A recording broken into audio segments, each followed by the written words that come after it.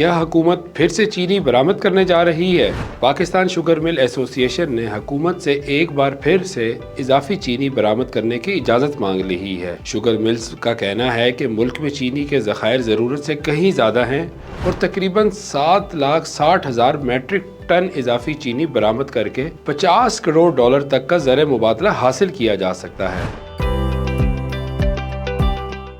Sugar mills के मुताबिक ज़ायद ज़खायर की वजह से उन्हें माली मुश्किलात का सामना है और काश्तकारों की अदायगियाँ भी मुतासर हो रही हैं। दूसरी जानिब ये मुतालबा एक ऐसे वक्त में सामने आया है जब मुल्क में चीनी की कीमतें पहले ही बुलंद सतह पर हैं। याद रहे कि गुज़िश्ता साल भी हुकूमत ने चीनी बरामद करने की इजाज़त दी थी। उस वक़्त यकीन दहानी कराई गई थी कि बरामद से मकामी मार्केट में कीमतों पर कोई असर नहीं पड़ेगा।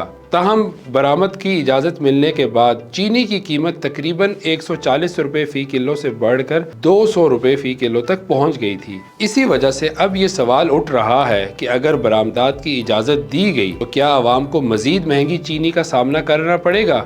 यह हुकूमत इस बार कीमतों को काबू रखने के लिए मौसर इक़दाम करेगी। फिलहाल तो हुकूमत ने कोई हतमी फैसला नहीं किया, लेकिन चीनी की बरामद और मकामी कीमतों का मामला एक बार फिर बहस का मरकज बन गया है। इस खबर की मज़ीद तफसील जानने के लिए वी न्यूज़ की वेबसाइट का विजिट कीजिए।